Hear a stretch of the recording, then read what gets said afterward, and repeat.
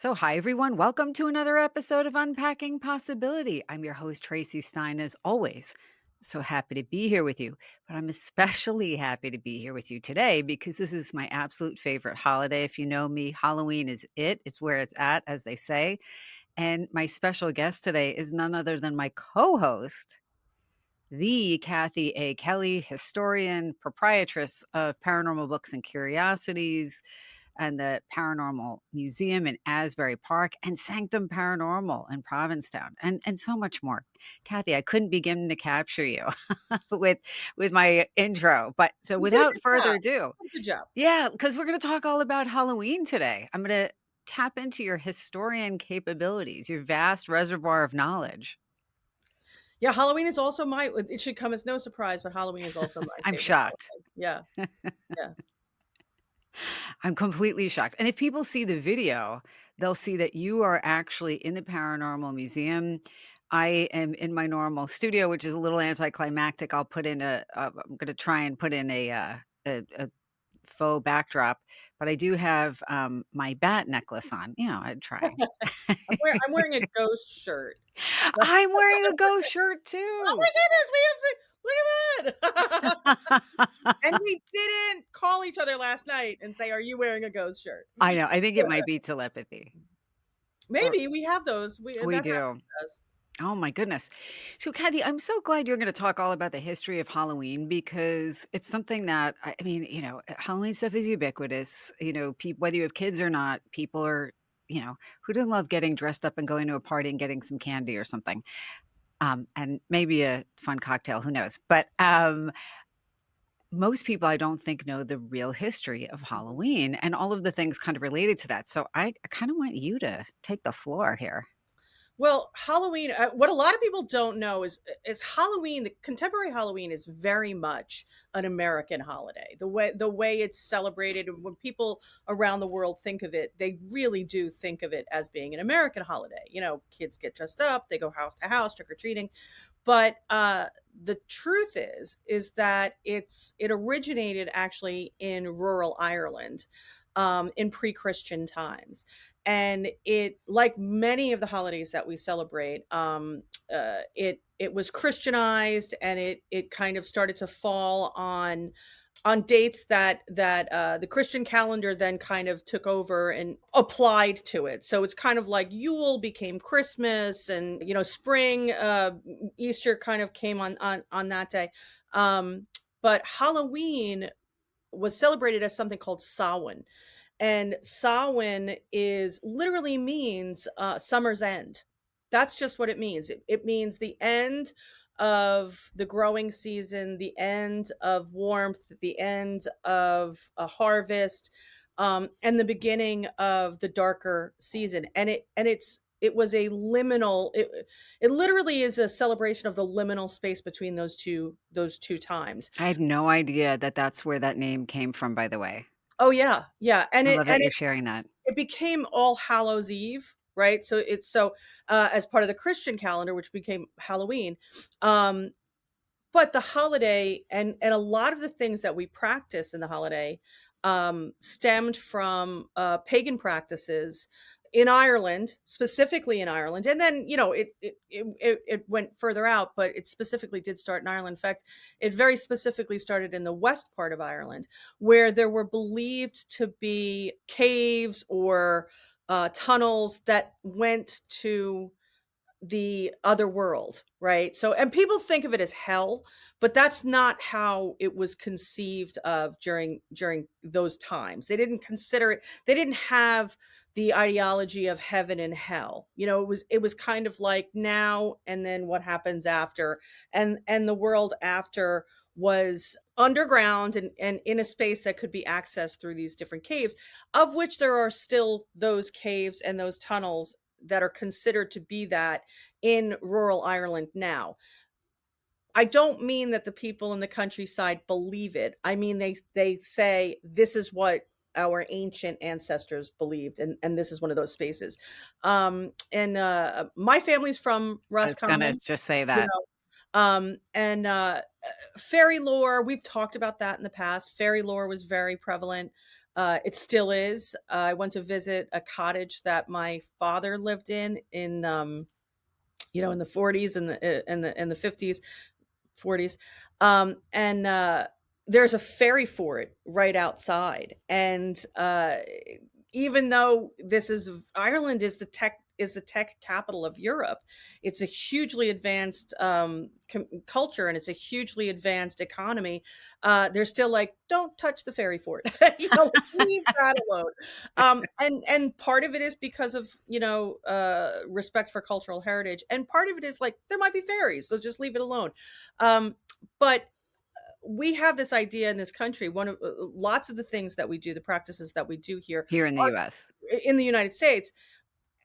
Our way of celebrating is becoming more and more popular. It's in Western Europe, people are starting to do those things, and that's largely because of movies and television and kind of the globalization of culture, of pop culture.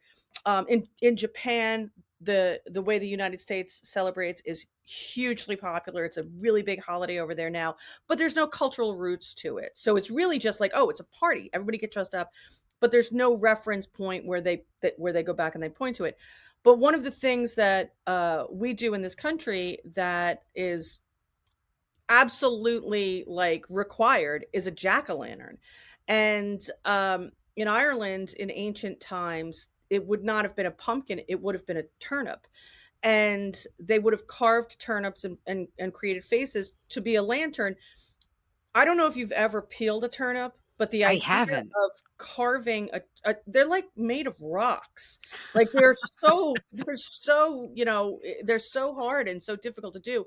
And in fact, I think the Smithsonian actually has turnips that are more than 150 years old that are still, Oh and my I think god. they are ancient ones.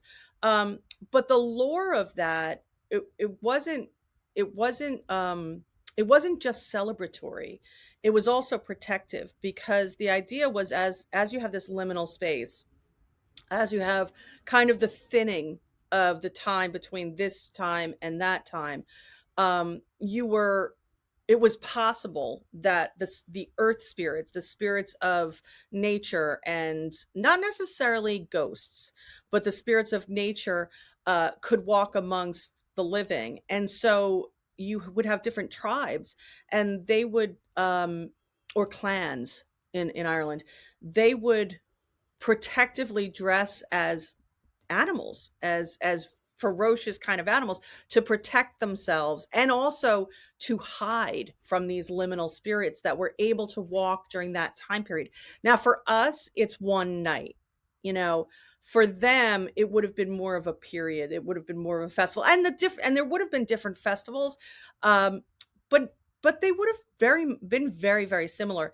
And we're talking about thousands of years ago. We're talking about truly ancient times. So, yeah, so the original Halloween, the original celebration of Halloween was definitely a Celtic and a very specifically Irish Celtic tradition. So fascinating. It's so interesting when you were talking about the caves too, because my psychology hat goes on and I'm thinking, oh, caves are so metaphorical for the unconscious and the unknown, like Mhm. going into something and we don't know what it holds and it generates a little anxiety. But you're not talking about something metaphorical. You are talking about Oh very yeah. literally these caves. And Mhm. so that gets imported to the United States. Do you have a sense of when people started doing Halloween here? Well, I think when you look at the Irish came over, I mean, they came over immediately, but it was predominantly in the mid 19th century. So you had the import of an enormous number of Irish into the United States right around the time of the failure of the potato crop in Ireland. So that's you're talking about the 1850s and probably a little bit earlier than that as well.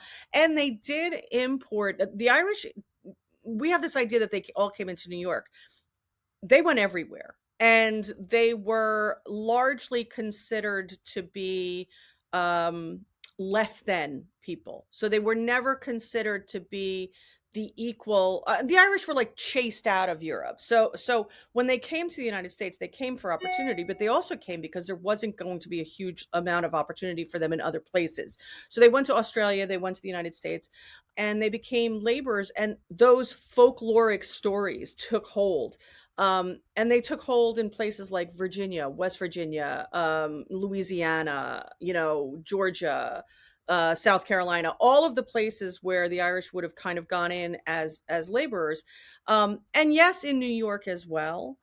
But you didn't have, and you have an enormous amount of people of Irish descent in the cities in the north, but this folklore and these stories, they took root in more southern and western spaces, and that would have been in the 1840s to the 1870s. And they became, Halloween became what we think of as Halloween in the 1950s. That's what I was That's kinda when this jumped. wondering. Yeah, that's when it were. So you did have Halloween was not this fun kind of thing. Like if you went back to the 1780s and you went back to the 1840s, 1850s, it was really a time of get those bonfires up. Those devils are coming. There wasn't it wasn't just fun. And it wasn't until the 1950s, which, when you think about it, you people had been through the horrors of World War II. Um, you know, a ghost is probably not that terrifying, after what Yeah. people really went through. So in the 1950s, you had this the commodification and the commercialization of Halloween as a fun children's thing. And then I would say about 22, 23, 24 years ago, Halloween has become more and more an adult holiday in the United States. And in fact, now more adults spend more money on Halloween than on any other holiday other than Christmas. Oh, So, wow. and they spend their money on themselves. So it's for their costumes, for their parties, for their things like that. And it's a very adult holiday in the United States. It's a children's holiday, but it is also an adult holiday. I mean, most adults will get invited to or know of an adult party, or and not just that, but things like haunted houses. Like Oh, it's yeah. Halloween is a massive industry in the United States. And you and I have talked about this. It's not a day, it's a season. Oh, yeah. It's like Halloween, the season starts mid-September, you Love know, it. and only because someone will shame us into not doing it earlier. But like there is a spooky season now, It you know. comes out with the pumpkin spice lattes. I think you Yes. can actually see the relationship. And this year, for the first time in many years, it was like Labor Day, someone shut the heat off and it started to get cool right away. Like, you know what I mean? Like the summer didn't linger this year the way it has in the past. And so you could really feel it, but uh, you have people unwilling to kind of give up the idea of Halloween. And the interesting thing is, I feel like Halloween has kind of gone back into not its original, not the Celtic original, but it definitely leans in darker than it has in the past. Where people, and that I think is because of the popularity of paranormal shows Oh, and yeah. the access to it. But there's also this openness to people being willing and able and interested in understanding it. But when you look at Samhain, when you look at the actual celebration of Samhain, and when we talk about celebration, I don't mean a party. I mean a celebration the way someone might celebrate a mass, where it's like it's this um, important and weighty experience. It wasn't. It wasn't a big fun thing. The lighting of the bonfires. My sister got married in Ireland, and she got married in Ireland 23 years ago. And Eileen. Eileen, yeah, Okay. Eileen. So she got married in Ireland. I was in Ireland in June, and like I said, Ireland is incredibly modern, highly educated. society and culture, and was always very, very artistically driven, very deep history and folklore.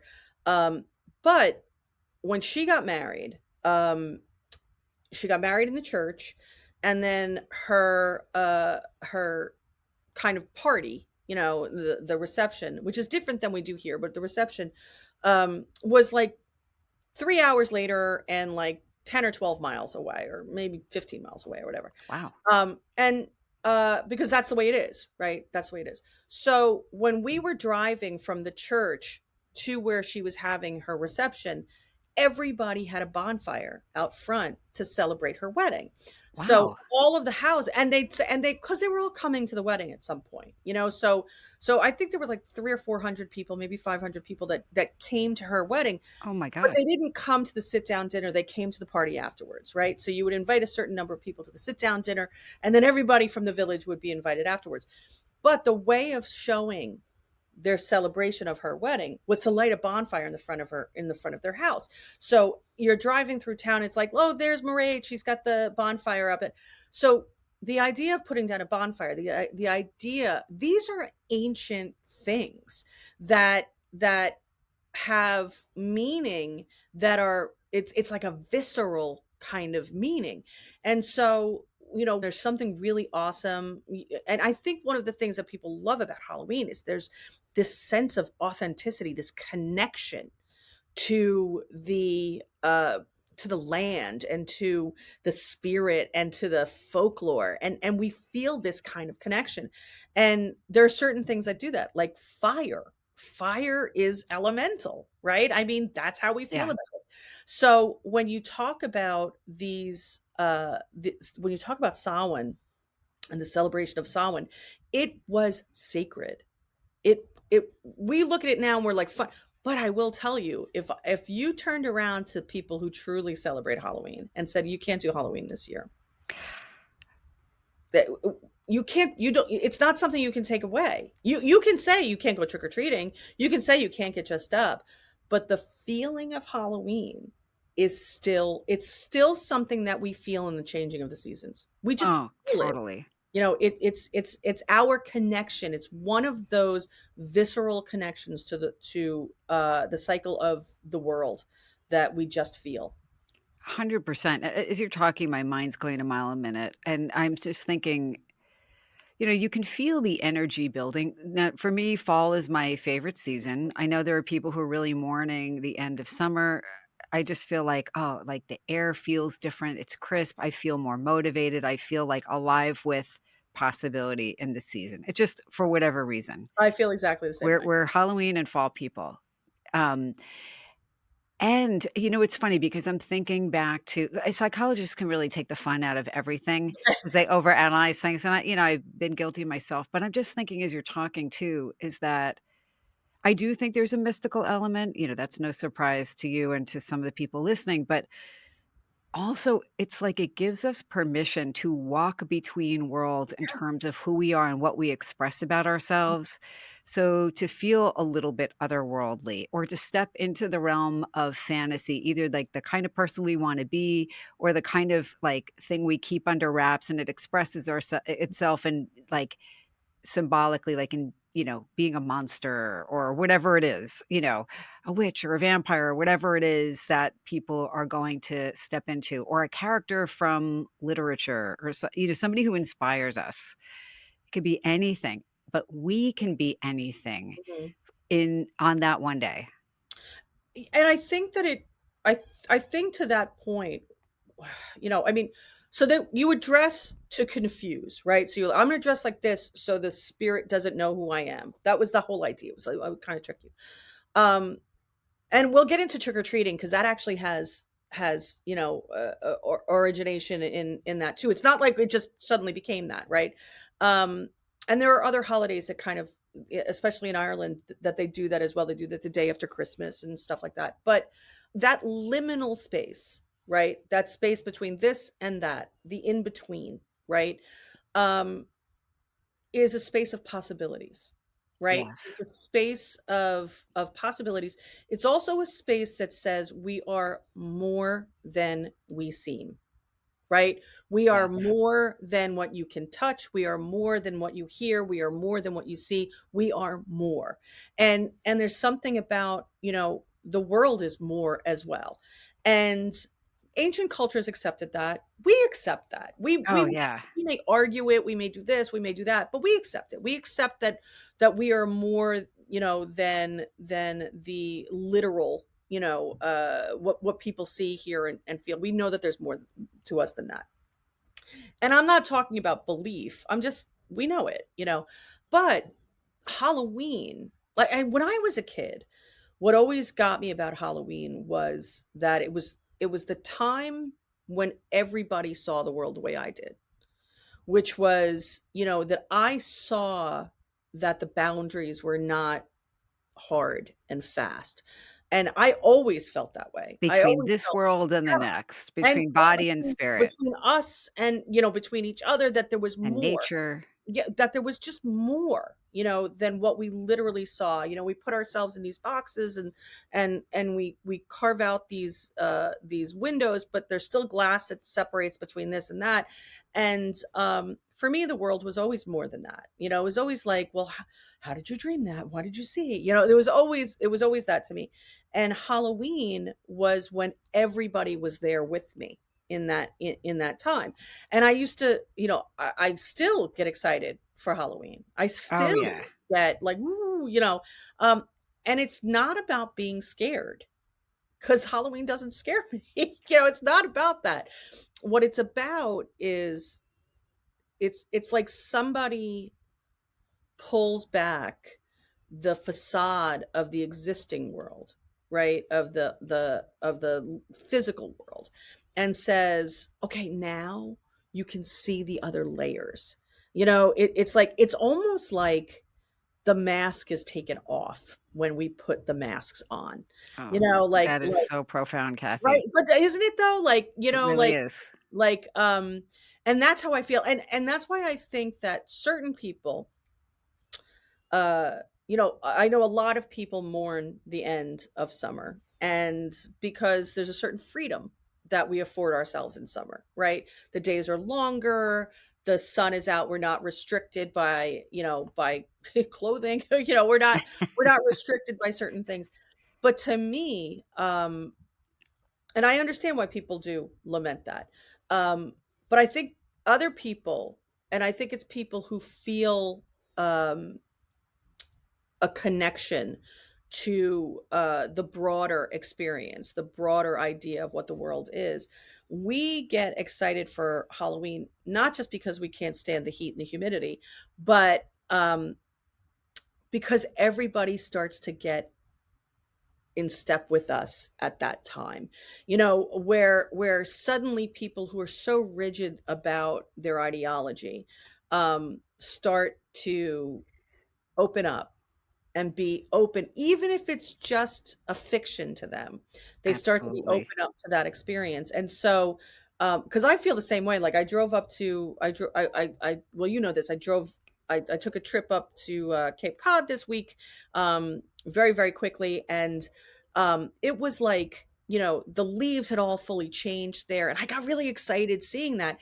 And part of that also is that you have to appreciate it in the moment, because next week it won't be there. Yeah.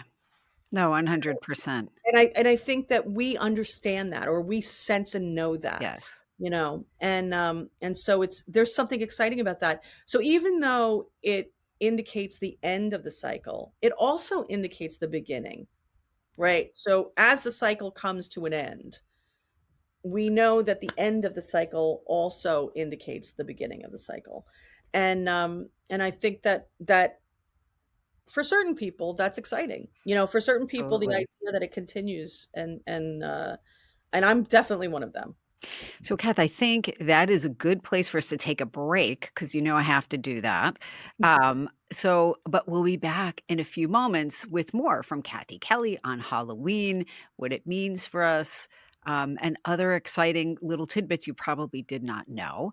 So, stay tuned. We'll be right back. Welcome back. Kathy wasn't ready for my break. I forgot to let you know I was gonna do that. But there's so much there. Halloween is such a multi-layered type of experience. I'm with you that it's a season, not a day. I'm with you that it has important historical and but also psychological and social kind of meaning interwoven with it. I'm not expressing that very well, but you know what I mean. What are some other things that we might not know about the holiday of Halloween or other related kind of things about that? So the idea of the of trick or treating we look at as being, like that's something that is so American. And I do have to say we're moving away from trick or treating. Um uh as a society, as a culture, we're moving into more containment, and that's a kind of a testament to us feeling less safe with each other than we have in the past, where our communities had kind of strong boundaries, and you felt safe to let your children kind of wander, which was great. I mean, I remember, being a feral child on Halloween, um where you These could just, groups of kids yeah, dressed up and wandering through the neighborhood in the dark, you you were know. excited to see that, and you were excited to do it, and I know lots of people lament, and I'm one of them. I do lament, and I lament that on multiple levels, which is that people are not safe to do that anymore, and we've moved into truck or treating and or trunk or treating and stuff like that, where we have set areas where people go. Um, and we also have the argument now is like, when is it too old to be trick or treating? And I always feel like, hey, if a kid still wants to wander around let them, like I'm one of those people. But I wanna do it. yeah, but like, honestly, if a 15-year-old still feels like a kid, let them be a kid. Let a kid be a kid as long as they can be, because it's, the world corrects them very quickly. Um, that being said, you don't find too many communities that do it uh as much as you used to. Certainly not on the East Coast, and probably not on the West Coast, but maybe a little bit more in the middle of America. But those things all started as literally as gifts to either, we say trick or treat, but they were ways for people to participate. If we go back to ancient times, you had like offerings, and you had sacrifices, and I don't mean animal sacrifices, but I mean things that people would give as sacrifice. Which dog just barked Yeah, as you I'm said that? sure it was Finn. I'm sure it was Finn, because I He's said, like, "I don't like that topic." he's like, it I don't was an blame him. animal sacrifice. Um, but there must be a dog outside. That's okay. Um, but if you look at certain things, like particularly in Celtic cultures, there are lots of holidays where people would go to door, and they would demand a treat, um, in or do a dance for something, or do something like that, and it really was a way of making an offering, and uh it was a way for, and it evolved out of that, to where you also had like um the jack-o'-lantern. You have a lot of different mythologies that are associated with it, like the jack-o'-lantern also has a story that's associated with a man named Jack, who ancient times, I would say probably not that ancient, but back in the 15 or 1600s, where he was a terrible person, relatively evil. And when he got to hell, the devil was like, no, you're way too bad. We don't Wow. want you here either. Like, he was that bad. And so kind of sent him back to Earth as a spirit, but he could embody a jack-o'-lantern, and that's where the jack-o'-lantern actually became something that was not just fun, but also frightful. And so you have these different things that are, when Christianity came in, the stories became a little bit more different. So you had people defined as good and evil and hell and things like that, and those stories became part of the lore of scaring people, and part of the lore of it being a spooky time. So it wasn't just that you were threatened by the spirits kind of coming into out of the liminal space, which I don't think the ancient Celts were. I think they were pragmatic about it. But I think once Christianity stepped in, you do have this line that is like scary, not scary. And that's where the jack-o'-lantern came from. And that's where trick or treating came from, which was, like, I'm going to come and scare the hell out of you unless you give me something. Which they also do. There are other there are other Yuletide practices that follow that as well. Really? Yeah, I remember my parents used to talk about something that they would do the day after Christmas, which is they would come and dance. As children, they would go and they would go to door and they would dance for pennies, and they called it the Wren. It was the day of the Wren. Um, and so there were lots of different things that were like that, and people were in on it. But these all harken back to ancient ancient traditions that a lot of the Irish didn't even know were ancient, because the Irish were hard converted to Christianity. When they converted to Christianity and they converted to Catholicism, it was a hard turn, and they kind of left. They didn't forget their cultural past, but it was overtaken by the Catholic Church. So a lot of these things got absorbed into a more Catholic or Christian perception, but they had ancient roots. So interesting, Kathy. Because we were just thinking, "Oh, I'm gonna go online or go to Spirit Halloween, buy Yeah. my wig and my getup, and bring my little pail around for my Yeah. treats." And it's really so much more and has such deeper and multi-layered meaning to it.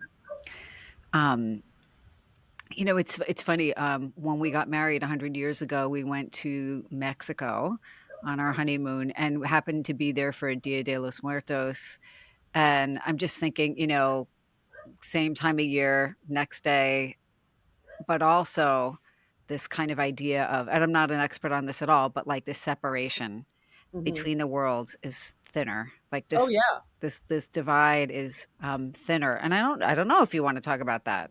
I don't know if Well, it's relevant. Do oh, I you think think? so. I mean, I think that culturally you have lots of different cultures that have. I don't know what you would call them. They're not death rituals, but they're kind of these weak spots in the wall between the worlds. And culturally you have lots of different, and in Mexico their celebration is very literal. It's literally the day of the dead. They come back, we do this, we do this. And again, it falls into this Catholic kind of, you know, celebration. There's a saint, then it's a but a lot of that is applied, right? So these holidays were already there, and then when Catholicism came in, they were like, okay, we're just going to paste over that, and we're going to put this saint on it. But this time was seen as as a liminal space, when the space between, as the earth was dying, because that's what they're looking at, right? So the harvest is ending, the earth is dying, it's becoming winter, and winter is the dead time, right? So and then it's going to be reborn, you know um and in Mexico, it's a phenomenal, like a beautiful celebration. It's a celebration where everybody comes out and really does celebrate. And there's lots of different cultures that do that. In South America it's very similar. In interestingly enough, like in Chicago, there's a lot of Polish people, and they decorate graves around the same time in these really vibrant colors, and really vibrant flowers. And that's unrelated to either of those, but it's also the same time. And there's also something in April, from the end of April to the beginning of May. Everybody's familiar with May Day. Everyone's familiar with the maypole. Mhm. Yeah. But that celebration in Germany is called Walpurgisnacht, which is the night from April into May. So the last night of April into May Day. And it's essentially the spring Halloween, right? So it's also the time when the space is liminal. And so the idea is that there's these two soft spots in the calendar, in the season, when one season is ending and another season is beginning.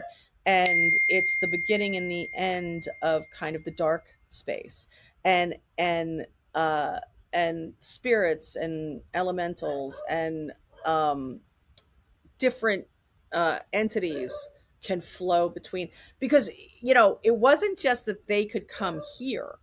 It was also like you got to be careful of those spots in the earth where it's open, because you could be brought back in there, and if you get brought back in there, you're not coming back.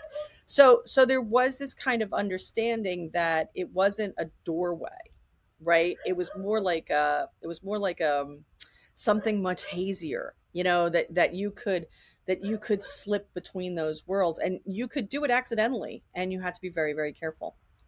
So interesting. So interesting. Kath, what have I not asked you about Halloween? I mean, right, I know as soon as we finish this interview, we're both gonna be going to work on Halloween-related items, Yeah. and decor. I did put out a graveyard in my side yard, last night with little lit up ghosts, it's very important. I think what's funny about Halloween and how we look at it, particularly in this country, because I think America, um, unlike most other countries, we have a disconnect between death and between ourselves and death. Oh, 100%. We don't really process it. It happens, and unless we're directly connected to it, we don't really incorporate it into our lives. In other cultures, they definitely do. And it's not just about belief. It's not about faith. It's not about anything. It's just this understanding that death is part of our experience, and we don't we it's almost like we know it, Yeah. but we don't understand it. And Halloween, I think, really illustrates that, right? So I just last night I was watching something, and I don't remember what it was, but um, so obviously it wasn't that great. But I was watching something, and it was about the idea of how we put these things out. We put them. Uh, how we put these things out, and like these scary things and everything like that, and we associate these things like ghosts, and we celebrate them, we think they're fun, but it's like it's the only time we're allowed to actually think about it, talk about it, and we do it in a cartoony kind of way, Yeah. as opposed to a kind of literal way. But I do think like Halloween is bigger than it's ever been, and more people celebrate it than ever have before. So I think that that's a really interesting thing that's happening, and I don't see it getting any smaller. I love it. And again, you know me, I think that it's an incredible time for people to really just allow themselves to walk between worlds, whether that means metaphorically, just kind of there's something that helps. I'm not expressing this well, but like blow off steam by Mhm. donning the garb or the persona for one day of something that might otherwise scare us. It's kind of exhilarating to do it. And Right, empowering. it is empowering, 100%, and it's just fun, and you know what? I'm not advocating people eat a ton of candy all year, but this is the day. Yeah, feel free. Have it. And listen, stay out of the caves. Just Stay stay out of the out of caves, the though. caves. Please do. One day, stay out of those caves. But do Don't take a put a trip. hole in the ground. Just don't. But do take a trip to Ireland, which we Yeah, still have do. to do. I'll tell you, it's everything. I kind of wanna go. I kinda want to experience Halloween there once. Oh my god, we have to do Yeah, it. yeah, Hopefully, let's put it on the wish list for next year. yeah. And I wanna remind people to absolutely check out our other podcast or our podcast together, Curious Explorers. It is on all your favorite streaming apps. It is on YouTube. We have a scary stories kind of series leading up to Halloween. The next episode will be Kathy presenting on the legend of Bloody Mary. You've all heard it. So if you're interested in the paranormal or just want a little kind of titillating scare, not too scary, just scary enough, check us out. I'll put a link in the description below. But Kathy, thank you so much for coming on and telling me all about Halloween, all these things that even I didn't know. Well, thank you for having And it's me. my favorite holiday. So thanks again. And everyone, this has been another episode of Unpacking Possibility, the Halloween edition. If you enjoyed the episode, and I know you did, please remember to like, share, follow, leave us a comment. Let me know what you think. And as always, until next time, be well.